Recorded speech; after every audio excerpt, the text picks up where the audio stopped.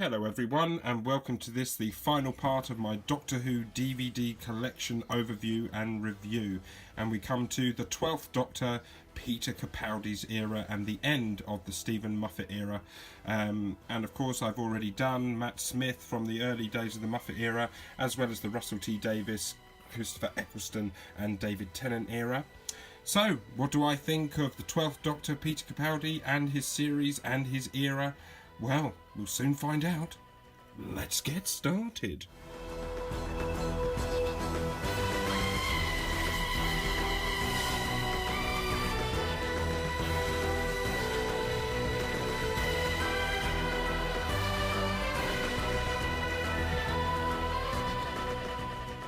Right, so obviously there's not as many DVDs here as there was for the Eccleston, Tennant and Smith era, because after Matt Smith's era, they started to release the individual series DVDs as part 1 and part 2.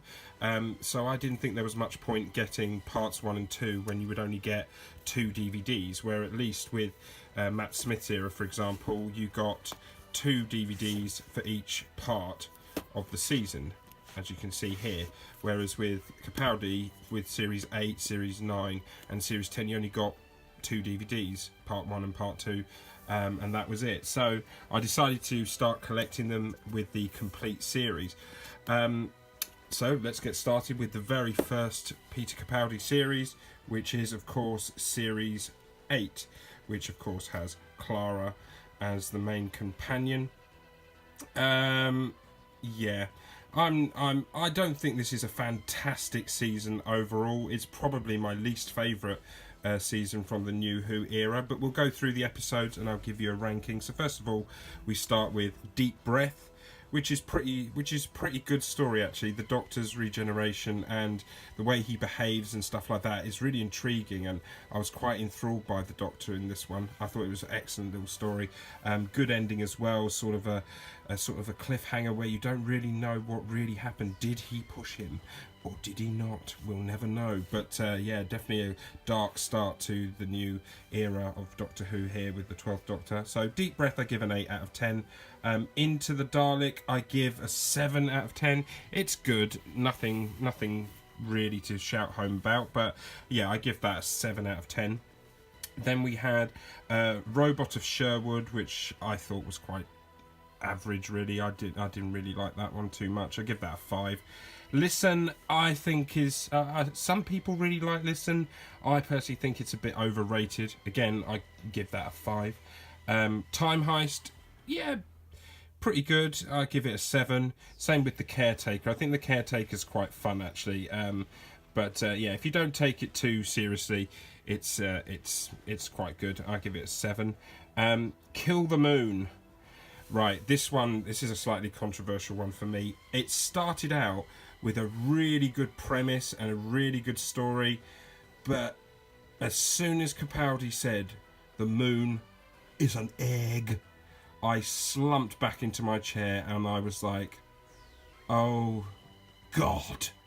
And from then on, I just completely lost interest, and the whole ending of it was just so convoluted and stupid, and I just didn't end up really liking that. So purely because of the first half of the story, I give it a 5 out of 10. Otherwise, I'd probably give it something like a 2 or a 3, because the second half was just awful. Then we have Mummy on the Orient Express, which I think is a personal highlight of this season. And Flatline. I really enjoyed Flatline. I really like the direction that took. I give that one an 8 out of 10 as well. In the Forest of the Night is without doubt the worst story from this season, and one of the worst New Who stories of all time. Absolutely hated that. There was nothing about that story that was any good really. 1 or 2 little bits with the Doctor. Otherwise I would have given it a 1 out of 10. Just awful. And then we have Dark Water and Death in Heaven 2-part finale, where we say goodbye to Danny Pink, who was the sort of love interest of Carla, and of course we have Missy, who is introduced in this season as the Master, but of course the female equivalent. She has regenerated into a female character. Missy's quite good in this. A little bit clowny for my liking, but yeah, this is not her strongest season. And yeah, the Danny Pink and Clara storyline, just didn't care about that at all. I give Darkwater a 5 out of 10, and then Death in Heaven, just ridiculous. I give that a 3. The Doctor himself is pretty good in this season, but overall, season 8 is probably my least favourite season. Although it is followed to my second least favourite season, which is this, the complete 9th season. And I don't know why they've decided to release season 8 in this sort of slimline DVD case, and the same with season 10. But with season 9, they decided to do a thicker spine case. It just looks a bit odd on the shelf. But anyway, we have the complete 9th series, and we start off with the Christmas special, which is Last Christmas, which is not good at all. It's quite bad. It's funny in places, to be honest, because it's that bad, but I give that a 4 out of 10. Didn't really like much about that. The Magicians Apprentice, I thought that was quite good. I didn't like the whole opening with the whole guitar segment. I just thought that was a bit ridiculous. And the Doctor is definitely a lot less serious in this one. And Clara is just annoying beyond belief. Oh, just the impossible child. Yeah, totally impossible to get through and watch without wanting to slap her in the face with a hot iron. But yeah, The Witch's Familiar is pretty good as well. I give that one an 8 out of 10. Yeah, Magician's Apprentice got a 7. Under the Lake, I gave a 7. No, I gave that an 8 out of 10, actually. I thought that was pretty good. Before the Flood, that gets a 7. And then we have the girl who died, which I thought was appalling.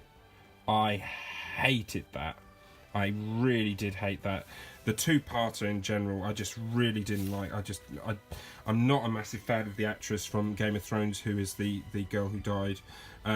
Yeah, I've forgotten her name, but I really don't like her very much, and the story was just, no, not for me. So that gets a 3 out of 10, and the woman who lived gets a 2 out of 10. Just awful. The Zygon Invasion and the Zygon Inversion, the first part gets a 7, the second part gets an 8.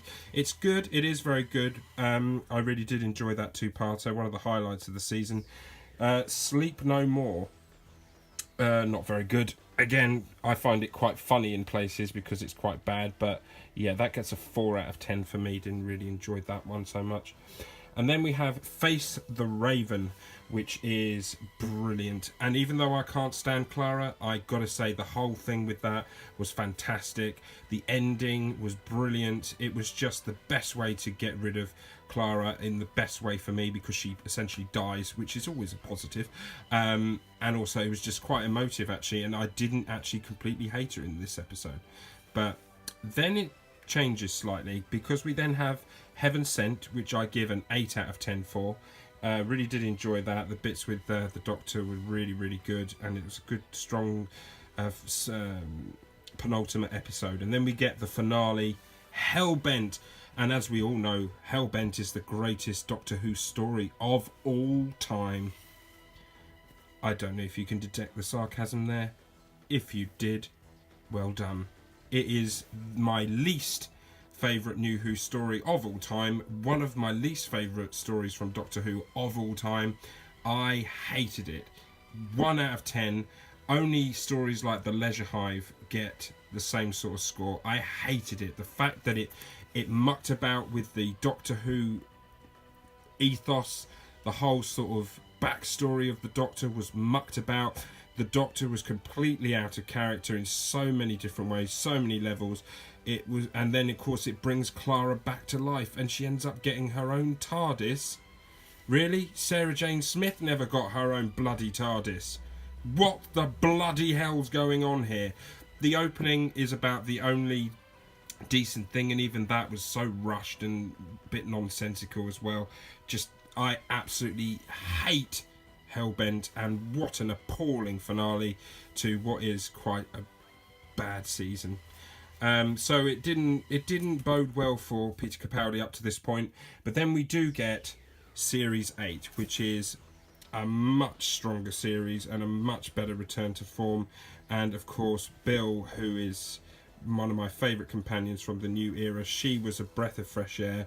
and Matt Lucas, forgotten his character's name, he was really good in this as well. So we kick off with Series 10 with Return of Dr. Mysterio, which I thought was awful. I give that a 3 out of 10. And then we have the pilot, which is a good start, nothing spectacular. I give that a 7. Then we have Smile, which is pretty good. I like that concept. I gave that an 8 out of 10. Then we have Thin Ice. Again, I give that a 7 out of 10. I thought that was quite good. Then we have Knock Knock, which I thought could have been better, but I still give it an 8 out of 10. And then we have Oxygen, which is really good. I really like that one. I give that an 8 out of 10. And then we have Extremis, which starts off the Monk trilogy, I believe. And the first part I thought was really good. I gave that an 8 out of 10. But then I found that it just sort of fell flat on its face. I think it was a part too long, because we have then after that the second part, the Pyramid at the End of the World, which, yeah, I didn't think was that good. I give that probably a 5 out of 10. And then the third part, Lie of the Land, I give a 5 out of 10 for that. I just thought it was a bit convoluted and just dragged far too long and was a bit stupid by the end.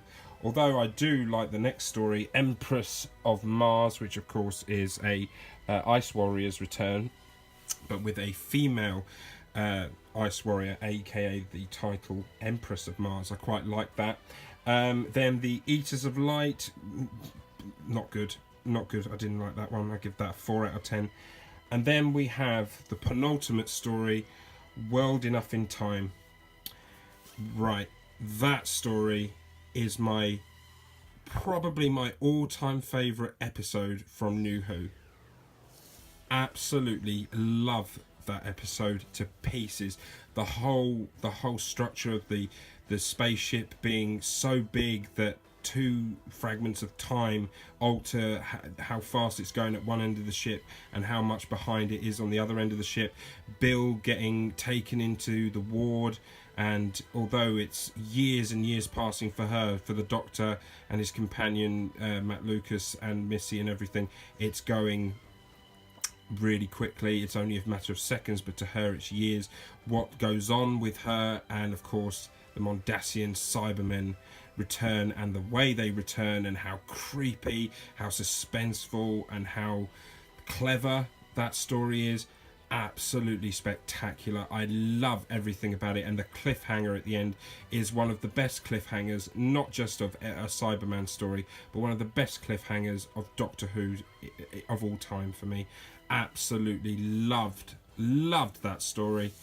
But then the second part, the Doctor Falls, really underwhelming. The first, I believe it should have been split into 3 parts, where the bit on top of the roof and all that should have been prolonged. We should have seen the Cybermen rising and causing chaos, but it kind of goes from there and sort of jumps straight into an abandoned field where they're sort of held up. It's a little bit like something out of The Walking Dead, and it all seems a bit rushed. And the Master and Missy, although their dialogue and the ending between them is pretty good, it just sort of seemed a bit pointless in places.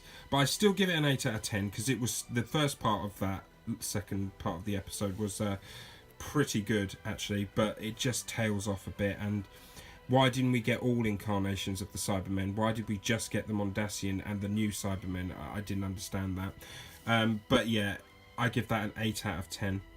And then finally we get this, the last episode featuring Capaldi as the Doctor, and of course we get the return of the first Doctor in Twice Upon a Time. There are elements of it I really liked because it's quite nostalgic in some regards, but overall I just didn't like the way they portrayed the male Doctor, because he's a male Doctor and they were trying to introduce the first female Doctor soon after. How they then use that to try and portray the first Doctor as a sexist, bigoted, misogynist. Really didn't like that, because if you actually watch the first Doctor, he really is not like that. He really is not, and I thought that was a really disgusting representation of the first Doctor, and the story itself was quite weak. It was a bit weak. I give it a 6 out of 10. It was okay, but it was nothing spectacular. So that has now concluded Peter Capaldi's era. And what do I think of his era overall? I give it a 7 out of 10.